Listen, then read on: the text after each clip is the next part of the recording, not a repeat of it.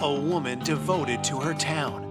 She was the deputy county treasurer. Away from the courthouse, you saw a different person. She loved to dance. Her life snuffed out in a savage attack. There was quite a bit of blood. She had been beaten pretty severely. She had to have been terrified. She struggled at the end of her life. She had no enemies. Nobody had a clue who would do something like that. Police investigate several troubling theories. Is it a close friend that got into an argument with her? There had been some shouting matches. Maybe she interrupted a burglary or a theft. After months of false leads and dead ends, The town was on high alert. a stunning discovery breaks open the case. It added a new twist to the crime. All of a sudden you realize, maybe I don't know all my neighbors. And points to a murderer in their midst. I was kind of speechless at first. I thought, my gosh. I mean, you just can't believe it.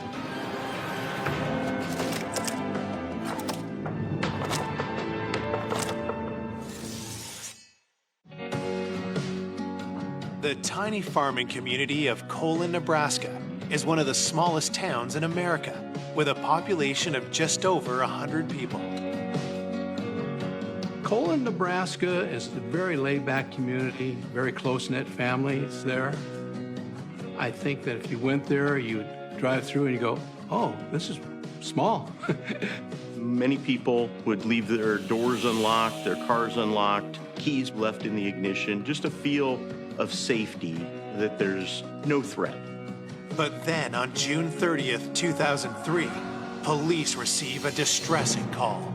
Around 6:42 in the evening, dispatch indicated to me that they had received a report of a possible suicide. My friend, they ended up finding her body across the street in her garage, along with a gun. He had called 911 and it was reported as a suicide. Once I arrived, the firemen on scene already were pointing me to a garage. I walked in and could see the body of a white female that was laying on the ground. There was quite a bit of blood and there was disfigurement to the head and face area, so we could not recognize the victim. A black handgun was found near her head.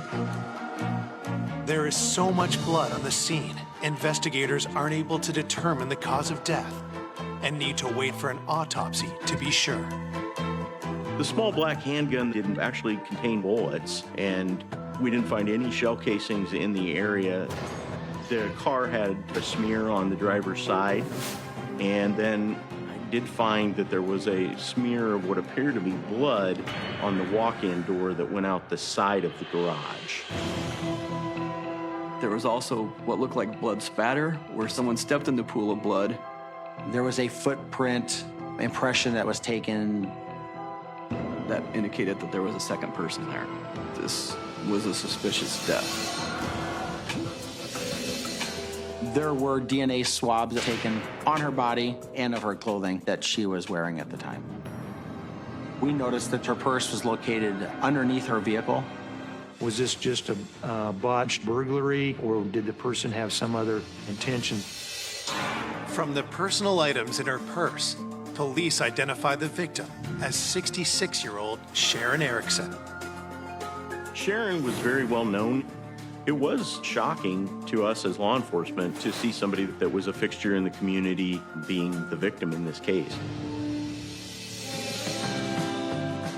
Born and raised in Nebraska's farm country, Sharon Erickson was a lifelong government worker. Sharon worked across the hall from me. She was the deputy county treasurer. She was excellent, very honest. I would put her against anybody in the state of Nebraska for knowledge when it comes to the office of the treasurer. She would do anything for you. Gosh darn. When it came to the office or anything, she was always attendant and very, very helpful always. In 1998, after 37 years of devoted service, Sharon retired.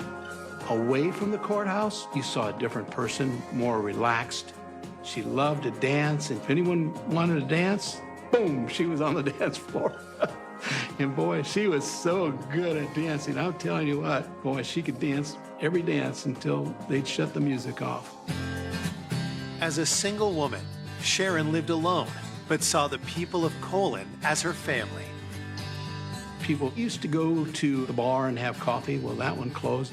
Sharon came over and she says, I have a little front room in my house there. Would you come and remodel it and paint it for me? She had me fix that room up and gave the locals a key for coffee. Had a coffee pot in there.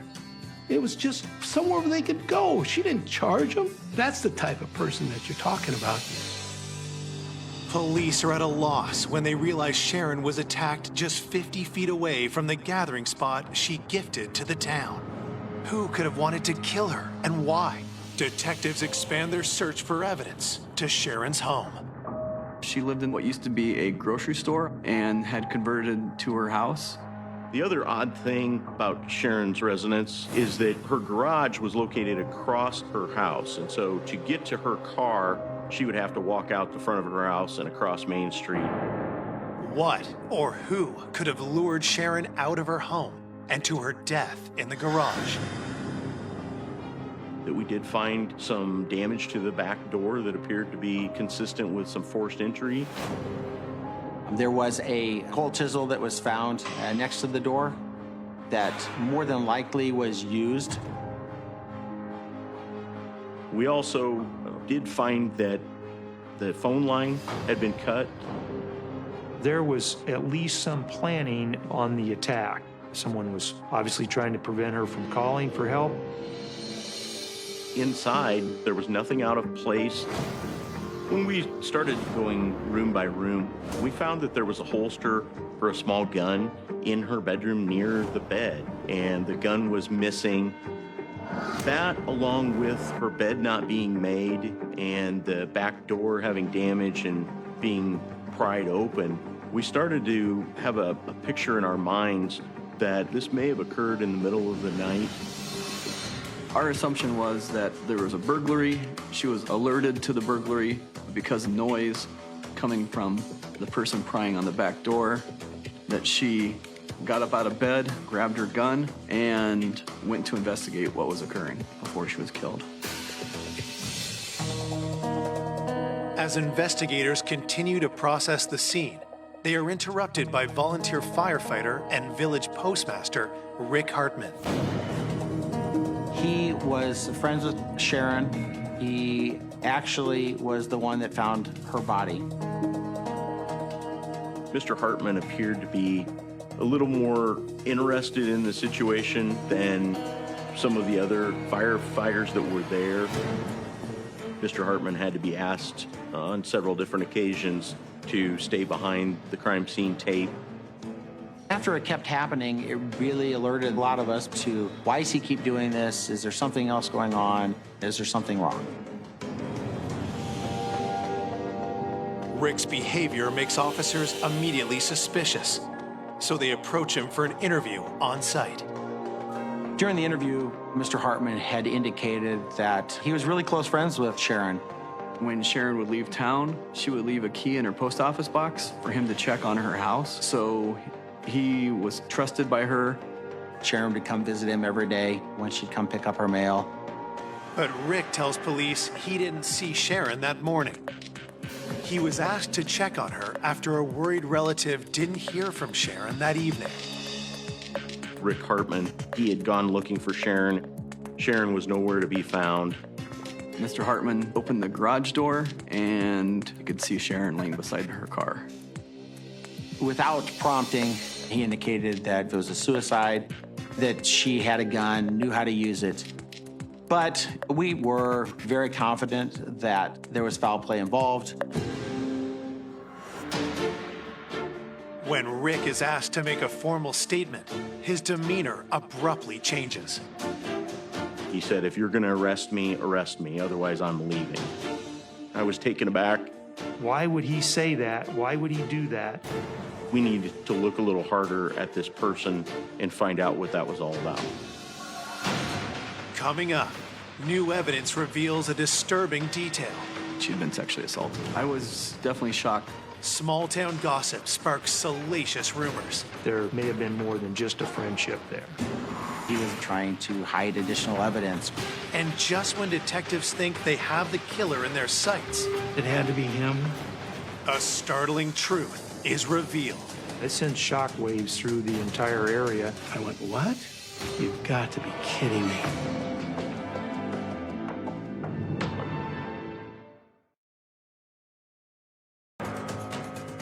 Police investigating the murder of Sharon Erickson are speaking to her close friend, Rick Hartman. But when they ask him for a statement, Rick suddenly ends the interview.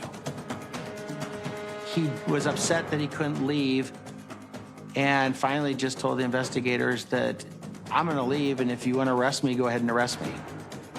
That was pretty out of character and uncharacteristic for somebody who had a friend that was just killed.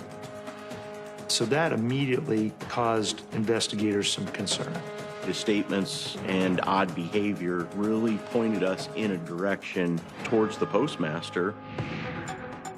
Mr. Hartman gave his alibi. He was at home with his family, and that was confirmed by his wife. Rick never had any criminal record or had done anything wrong, so there wasn't a great deal of focus on him any more than anybody else. Rick's on the back burner for now, but investigators will keep him in their sights. We didn't want to rule anybody out specifically, but we wanted to cast a wide net. While investigators consider their next move, news of the murder, the first one in 40 years, travels fast. The town of Colon was buzzing. Well, I got calls, bang, bang, bang. I can't remember who called first. I went, what? That's all I got. And I just was dumbfounded. I mean, I just couldn't believe it. When you hear of someone that you know and you knew for 25, 30 years, it's devastating. Everyone's just shaking their heads saying, how can this happen? How can this happen? Sharon's death was a big loss for our community. She had known so many people through her work, through her friends, and to not have her in the community anymore, that always creates a hole.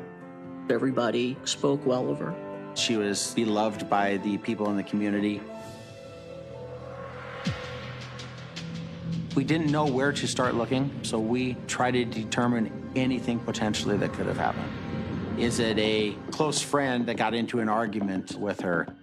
Is it a neighbor that maybe didn't like her? The day after the murder, police canvass Sharon's neighborhood. They questioned almost everybody that knew Sharon about, have you heard anything? Do you have any information that can help us? And I said, I have no idea. No idea. She had no enemies. Nobody had a clue who would do something like that. It has to be someone that we don't know. I mean, it has to be someone that came from town. While we don't have a lot of violent crime in the area, there was definitely one family that lived right behind Sharon that came to mind as somebody that could have been concerning. The investigators had made contact with Jim Mars. He was an individual that would get into trouble here and there. He wasn't real responsible.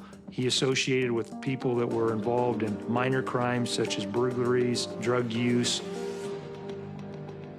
I asked what his relationship with Sharon was, and basically it was just an acquaintance. Mr. Mars would see her occasionally outside of her house when he was going to the post office or on Main Street. They would say hi. He said he got in trouble by her a couple times for mischief when he was younger, and she would yell at him. When we interviewed Jim Mars, he didn't know anything about Sharon's death, and he was so sorry that she died. Jim had been in Kansas doing a roofing job. After he got back from Kansas, he eventually went to Wahoo, drank some beer with a friend, attempted to go to another bar. At that time, it was after closing time, and he drove the back roads home to Colon. He estimated he got home about 1:30 in the morning. Stayed up, watched TV, drank a pop, and then eventually went to bed. His mom confirmed the time that he came home. Everything seemed to be okay with his story. Investigators don't know the exact time of Sharon's death, so the 24-year-old remains on the suspect list. Before police leave, Jim gives them a tip. Jim had indicated that there was a trucker that always had interactions and always seemed to be bickering with Miss Erickson. The truck driver may have parked a little bit on her property and she'd get upset about it. He might have his engine running on his truck and it would bother her. She would bring it to his attention, and he would not necessarily comply with her request. It was no secret the two didn't get along. We were gaining information from friends that Sharon had had disputes with this man.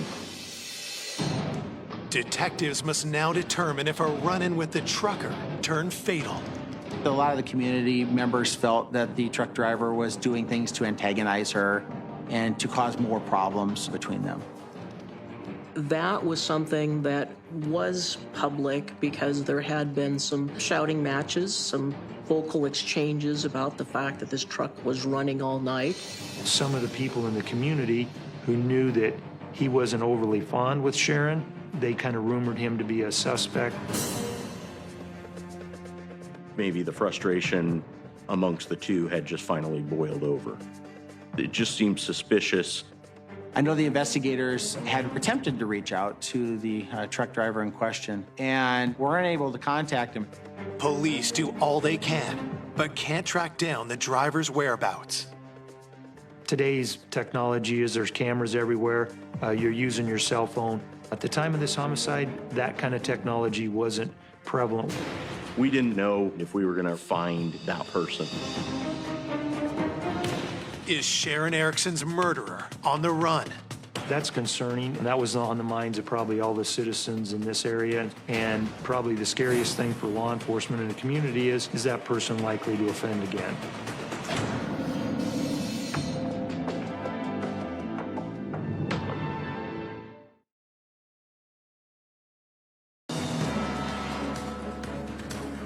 Police hunting the killer of 66-year-old Sharon Erickson have a new suspect, a truck driver she had clashed with several times.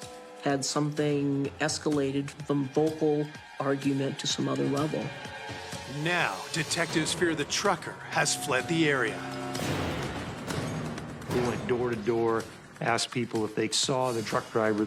No one had any information about him, and it didn't appear we were any further along than we were the night we got there, and the town was on high alert.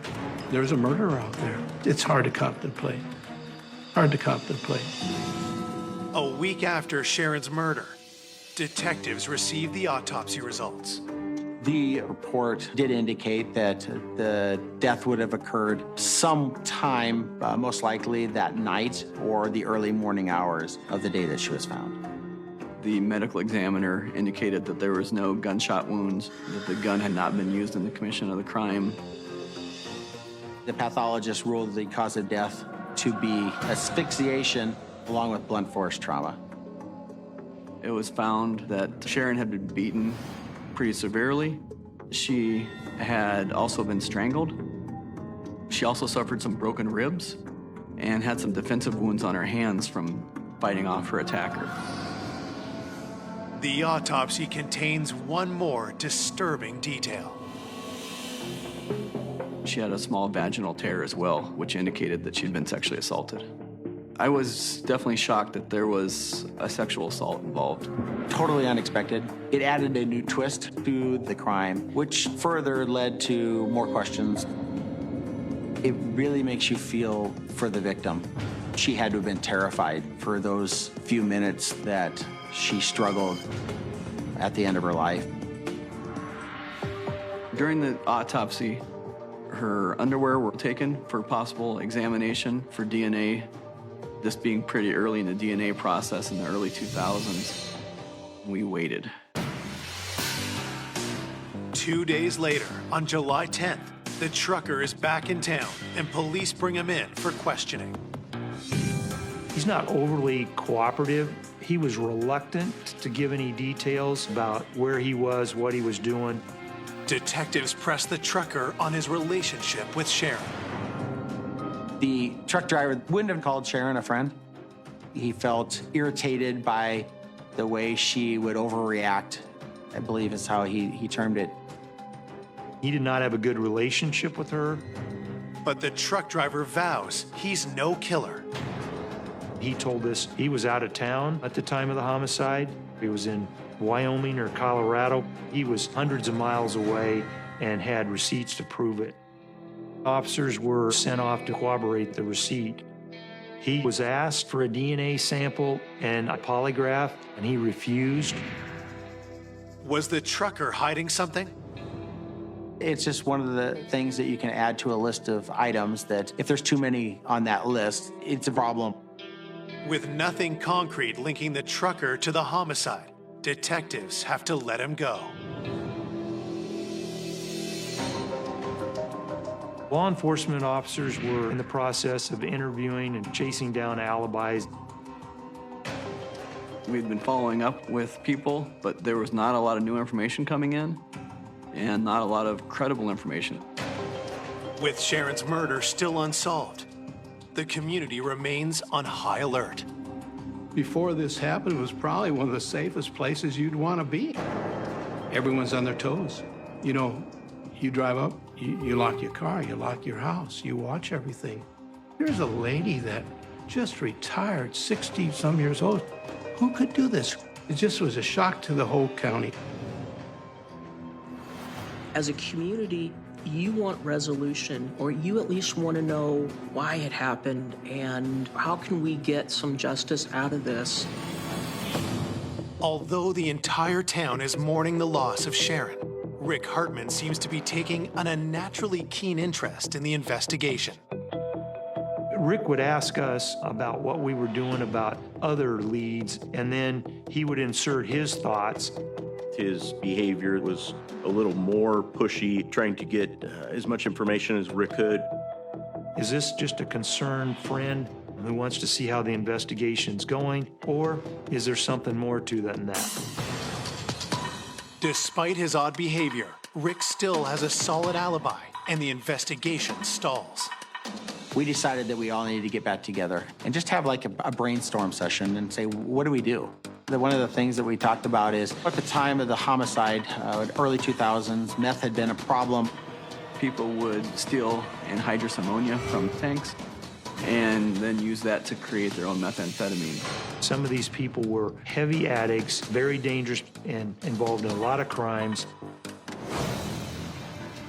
One of the things that was being discussed with the anhydrous tanks was they were not too far from Sharon's home. So could she have seen something? Could she have spotted something, said something to make someone believe that she knew who they were and what they were doing?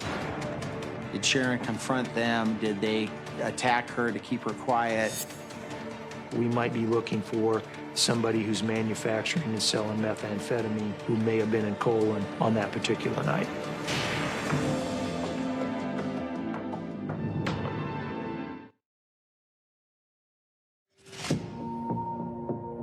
"5 weeks after Sharon Erickson is savagely beaten to death, detectives investigate whether she had been killed by a criminal gang manufacturing illegal drugs near her home.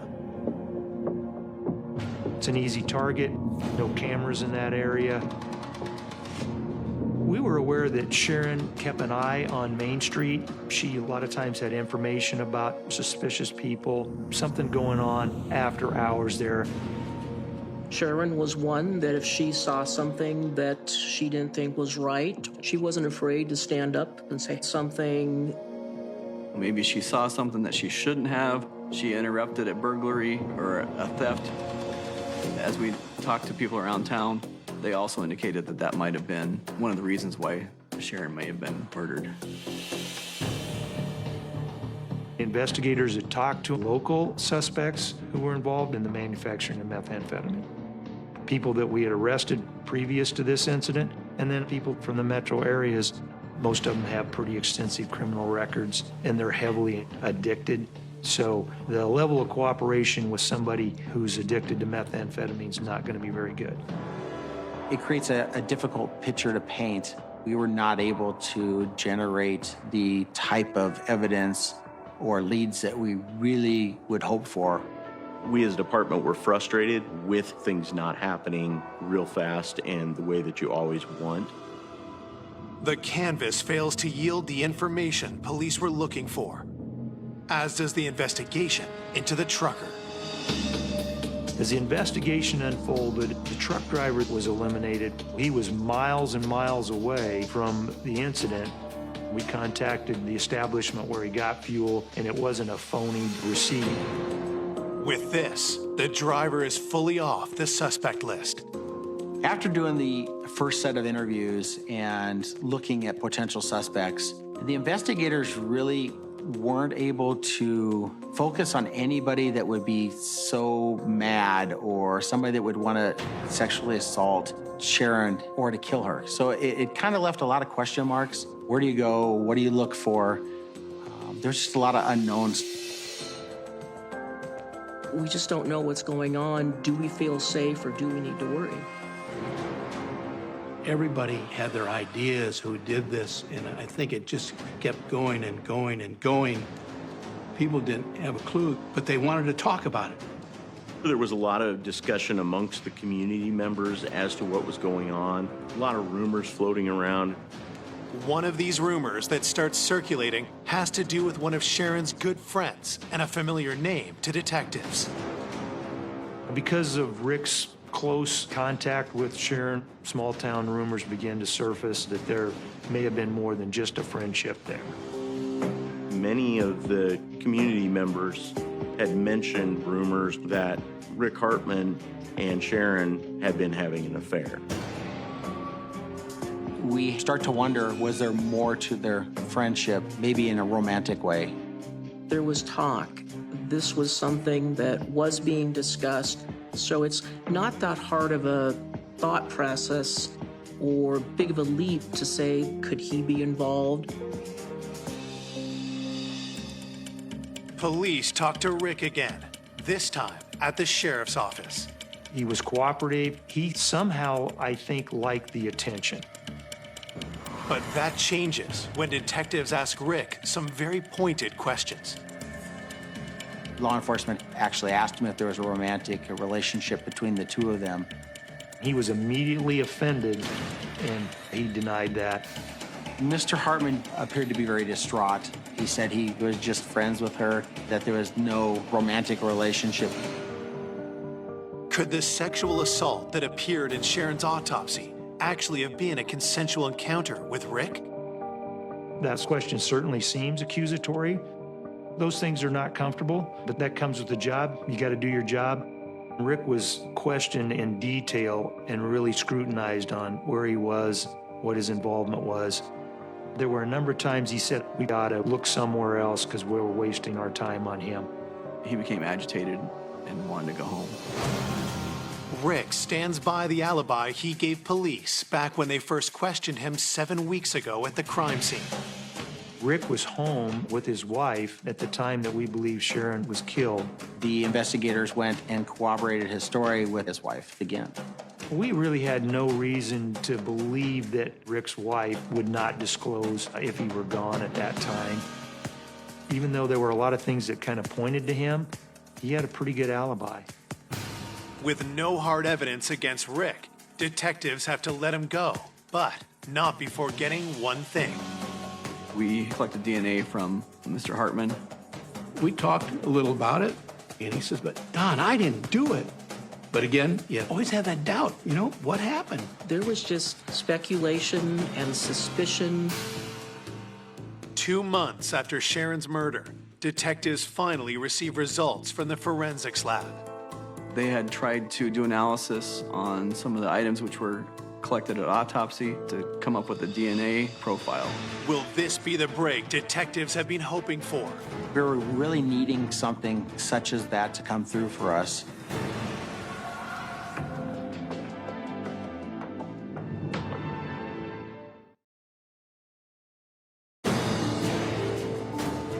Two months after the murder of Sharon Erickson, police hope the DNA results they've been waiting for will confirm who they suspect is her killer. There was quite a bit of speculation that it could be the postmaster in town. We were contacted by our State Patrol lab. They believed that there was something there, but that they could not separate out a complete profile for comparison. It was kind of frustrating to know that there may be something there, but that maybe it was a dead end that we couldn't get past. Without a DNA match, we as investigators knew that if that was the case, it would be very hard to solve this crime. But detectives aren't giving up. The Nebraska Medical Center could test smaller quantities than the State Patrol lab could do. So we made the determination that we would take our evidence and send it in to the other lab and have more DNA testing done. Results will take months to come back. And with a killer still on the loose, nerves in small-town Colon, Nebraska begin to fray. When the investigation went on and on and on, I thought, come on, we've got to find something. We had a murder back in 69 or 68 that was never solved in Wahoo. And of course, right away, you think, gosh, we got to find out who did this. Could it be someone we do know? There can be a mistrust. All of a sudden you realize, maybe I don't know all my neighbors.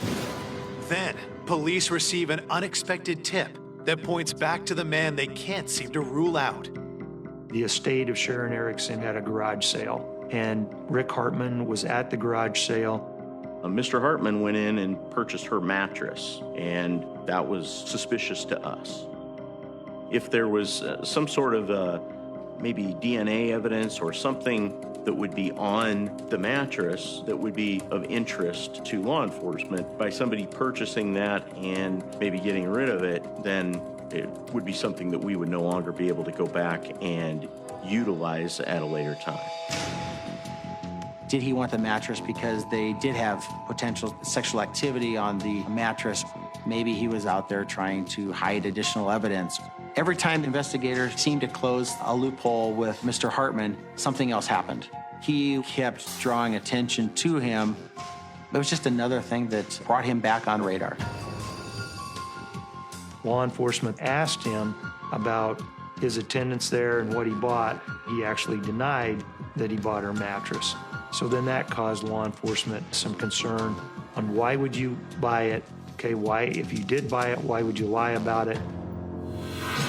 Mr. Hartman agreed to undergo a polygraph, so he cooperated in that aspect, but he seemed nervous, on edge, jittery. The results from that polygraph were inconclusive. It left a lot of questions unanswered. It just added a little fuel to the fire. Every chance that we could get that he could clear his name seemed to be something that elevated him to the next level. The people in town were thinking it had to be him and were scared to go to the post office. In a small community where pretty much everybody knows everybody, it's easy to point fingers, it's easy to cast doubts. I golfed with Rick Hartman that week at our golf league, and he was just nervous, he was just edgy and just scared. A number of us may have felt like Mr. Hartman had acted inappropriately or suspiciously. We just didn't have enough to really push it over the top. There was nothing that we could charge him with. We had no evidence that he committed the crime, other than he kept interjecting himself in the investigation. Detectives hope that definitive proof will come from the Medical Center Forensic Lab. The last piece that we didn't have back yet was the DNA evidence. We got a phone call, and they were able to isolate a DNA profile. They actually located a sperm cell on her clothing, which was a positive breakthrough for us. The only person that it could have been from would have been the person that had sexually assaulted her and presumably killed her. We felt that there was more hope in solving this than we had had for quite a while, because at least DNA is something that we can link to a specific person. Armed with this DNA profile, police immediately zero in on their top suspect. We did send in Rick Hartman's DNA. Came back not a match. Rick's name is finally cleared from the suspect list once and for all. Scientific evidence is what it is. It confirmed everything that he was telling us. There was no romantic relationship. We were focused on an individual that had absolutely nothing to do with the homicide. I apologize for any stress we caused him or his family. But if it wasn't Rick, then who killed Sharon? One of the big concerns that we had is that if this was a stranger that was maybe passing through town or someone completely not associated with the community or with Sharon, that it potentially could go unsolved without any additional evidence coming forward. Investigators are back to square one, but they come up with a new game plan. We try to determine who else should we go out and collect samples from, who else were potential suspects, who could have done this, and who would provide those samples so we can send them in and see if there's a match. It was just a matter of being able to find that one person out there in the world that belonged to. We're trying to get that needle in a haystack. 10 months after Sharon's murder, in April 2004, police get the results of their DNA dragnet. The lab got a confirmation that they had a match. We now know who killed Sharon. It was the breakthrough that we needed. It sent shockwaves through the entire area.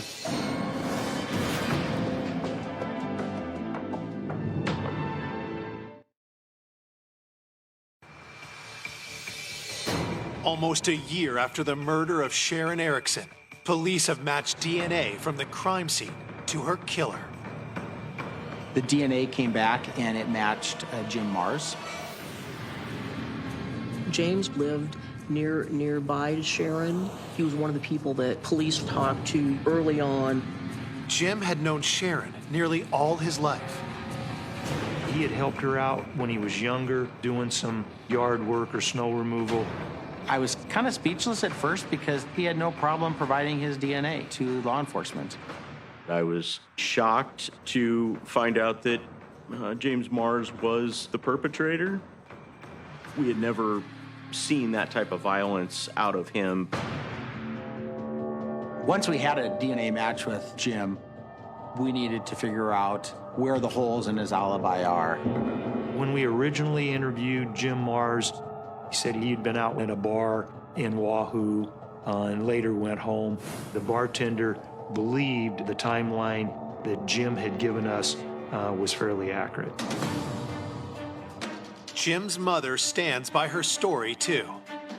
I think those alibis were solid, but they didn't cover him for the whole evening. What I think happened is he was home and left. He lived right across the back alley from Sharon's house. And even if he would have been home, that doesn't mean he didn't leave his house. The determination was that we did have enough evidence to proceed with the arrest and prosecution of Jim. We went to his residence very early in the morning, and he answered the door, and we placed him under arrest. He was shocked that he was being arrested, that he was considered the suspect. We brought him in to interview him. Police try to establish a motive. That was one of the unique things in this case, to find out and even just try to resolve that big why. Why would that even happen? He was reluctant to give any details. There were a number of times he said, "I don't remember." He sobbed at times. He said he didn't have anything to do with it, denied that he had any involvement. When asked about the sexual assault, he stated that Sharon was an old lady and he wouldn't do that. And from that point on, he stated he wanted an attorney, and we stopped our questioning. We had filed charges for first-degree homicide, sexual assault. News of his arrest hits the community hard. This was very unexpected. I thought, my gosh, something's wrong here. I mean, you just can't believe it. I was hoping that they'd catch someone that I did not know the family. The reaction in town was split. There was definitely a thought that, oh, it couldn't have been him that did it. And then there were supporters that, well, we thought maybe it was him. While investigators are confident that DNA evidence will be enough to get a conviction, they get even more ammunition against Jim. We had at least 5 inmates come forward with information that Mr. Mars had confessed to them. He struck her, strangled her, killed her. These inmates were going to testify against him that he had confessed to them. With this information, investigators piece together what happened the night of the murder. Jim was at the bar, like he said. He had a few too many drinks at some point, went home. He wasn't able to sleep. From what he told the other inmates, he was looking for some money. He thought Sharon may be an easy target. He was just going to burglarize her house. He climbed over Sharon's fence in the backyard, cut her phone line so she wouldn't be able to call anybody, pried her back door open, and ended up kicking the door in order to go see if he could find her purse or find some money that was laying around. Once that back door was kicked in, Sharon woke up. He was confronted by Sharon, who was holding a gun and threatened to shoot him at that point if he didn't leave. Sharon went to call 911, and her phone line was dead. She kept her cell phone in her car for emergencies. Sharon ran across the street to get into her car. Jim chased her down, caught her, and ended up attacking her. He punched her and then eventually choked her to death. There was a sexual assault. He refused to talk to the inmates about that. Had he not sexually assaulted her and we didn't have any DNA, we would never have it solved when you have a sperm cell that was a perfect match. There's nobody else that could be responsible. The chance of this being another person was out of this world. With the evidence we had, this was a slam dunk for his conviction. On August 15th, 2005, Jim Mars pleads guilty to second-degree murder. He is sentenced to life with no possibility of parole. When I found out there was a sexual assault that went along with the slaying, I was just furious. What kind of person would do something like this? You've got to be kidding me. And the community was appalled. I was happy that we finally got closure. He did it. He's locked up. Sharon was the one that suffered the ultimate loss. And that's what the investigators put in all those hours of work for and give her her last voice. Sharon's presence is missed in Colon to this day. To not have her in the community, that's tough. There's pain and sadness. Sharon loved her community. Yes, she did. She was